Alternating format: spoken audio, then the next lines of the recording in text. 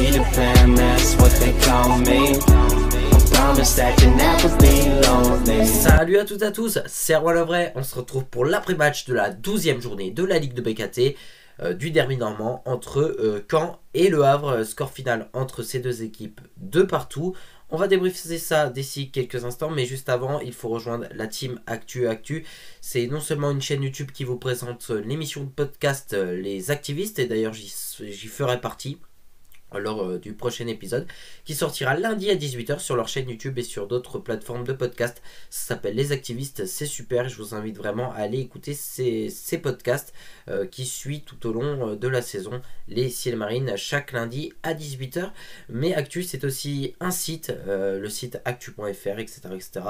Je vous invite vraiment à rejoindre le site aussi, il y a toutes les informations nécessaires, il y a même un jeu des pronos, c'est super bien fait, alors rejoignez Actu. Et nous, on est parti pour cette vidéo après match. Et c'est parti donc pour le bref de la rencontre. 17 000 supporters ont pris place au stade Michel Dornano pour ce match entre Caen et Le Havre. C'est énorme.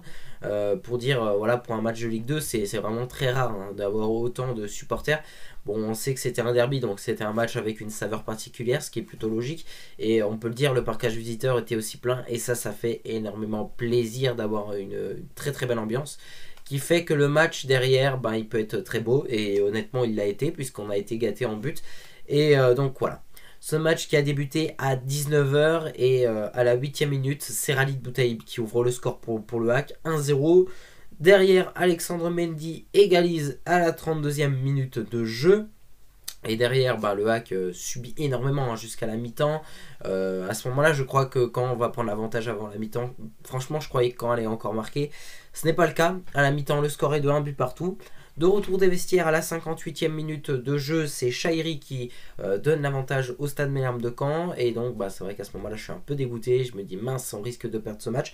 Et non, on ne perd pas ce match, puisqu'à la 68e minute de jeu, c'est Pape Imnouba qui égalise. Une très belle frappe, il l'égalise. Et donc, à ce moment-là, je croyais peut-être même à une victoire. Derrière, il y a eu plus de la gestion du côté du HAC, pas prendre de risques, ce qui est plutôt logique, puisque le nul n'est pas un si mauvais résultat, puisque nous sommes à l'extérieur. Et sur un match tel que ce derby-là, on ne pouvait que se satisfaire du point. Et derrière, on a quand même essayé de faire quelques petits trucs, mais on n'a pas globalement réussi. Derrière, on a plutôt géré en défense, et donc à la 90e minute de jeu, avec 7 minutes de temps additionnel, l'arbitre donne les 3 coups de sifflet final. Et puis derrière, c'est un score final entre Caen et Le Havre, sous le score de 2 buts partout. Les autres résultats de cette 12e journée de la Ligue de BKT, on va commencer par Toulouse qui explose Auxerre 6-0. Nancy s'impose à la maison, encore une fois à 10, 2-1 contre Guingamp. Le Pau FC s'impose 1-0 contre le Paris FC. Bastia fait 0-0 à domicile contre Grenoble. Quevilly s'incline 3-0 à domicile contre Niort. Valenciennes s'incline dans le derby du Nord 3-1 contre Dunkerque. Dijon s'impose à 10 1-0 contre Amiens.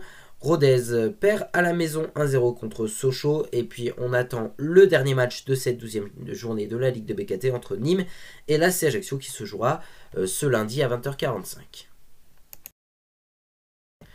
Et c'est parti donc pour notre 100% HAC. Alors oui, j'aurais voulu que le HAC s'impose, j'aurais voulu tellement qu'on gagne ce derby, voir l'ambiance que ça aurait donné derrière. Malheureusement, c'était pas le cas, mais voilà, il va falloir se satisfaire du point du nul.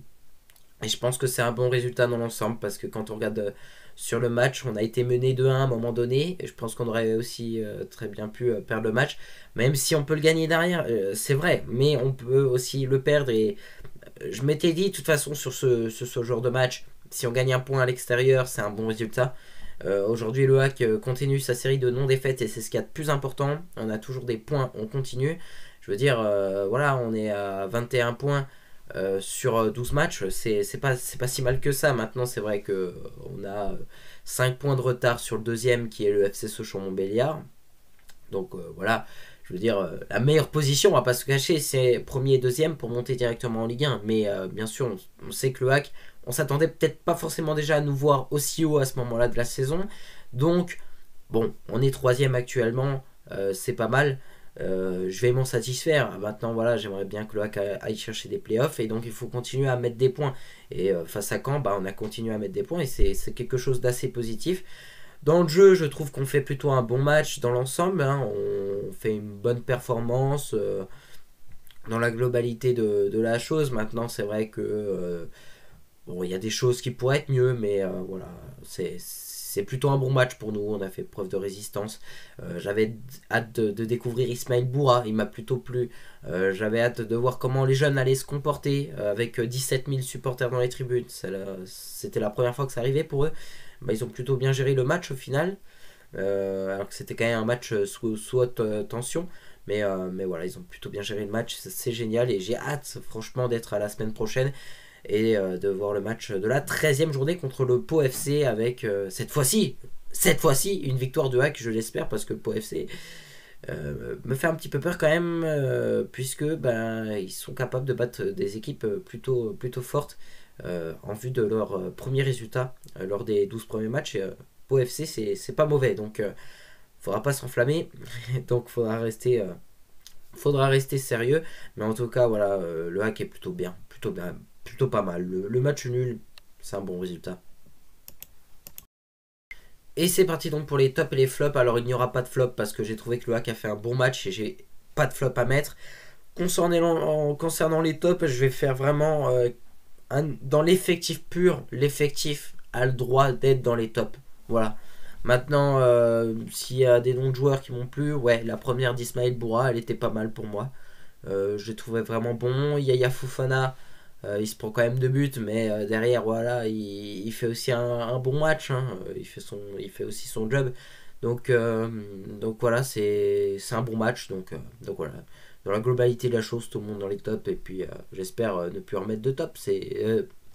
J'espère ne plus remettre de flop, je voulais dire, jusqu'à la fin de la saison, mais je sais qu'il y en aura qui arriveront d'ici les prochaines vidéos après match.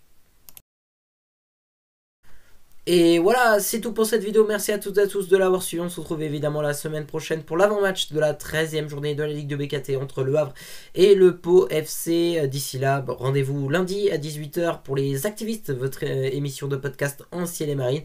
Pour cela, rendez-vous la chaîne YouTube sur la chaîne YouTube de Actu et ainsi sur leur site aussi, le site d'Actu. Et puis voilà, après on se retrouve samedi prochain. Bisous les amis et puis à la prochaine.